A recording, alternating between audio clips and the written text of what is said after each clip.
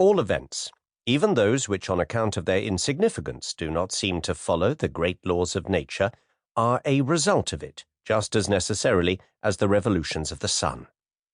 In ignorance of the ties which unite such events to the entire system of the universe, they've been made to depend upon final causes or upon hazard, according as they occur and are repeated with regularity, or appear without regard to order. But these imaginary causes have gradually receded with the widening bounds of knowledge and disappear entirely before sound philosophy, which sees in them only the expression of our ignorance of the true causes. Present events are connected with preceding ones by a tie based upon the evident principle that a thing cannot occur without a cause which produces it. This axiom, known by the name of the principle of sufficient reason, extends even to actions which are considered indifferent. The freest will is unable without a determinative motive to give them birth.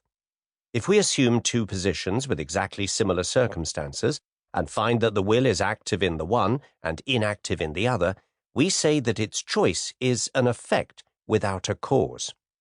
It is then, says Leibniz, the blind chance of the Epicureans. The contrary opinion is an illusion of the mind, which, losing sight of the evasive reasons of the choice of the will in indifferent things, believes that choice is determined of itself and without motives. We ought then to regard the present state of the universe as the effect of its anterior state, and as the cause of the one which is to follow.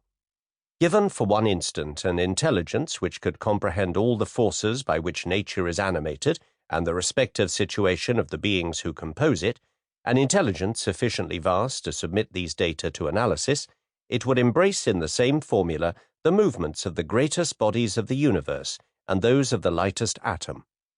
For it, nothing would be uncertain, and the future as the past would be present to its eyes. The human mind offers, in the perfection which it has been able to give to astronomy, a feeble idea of this intelligence.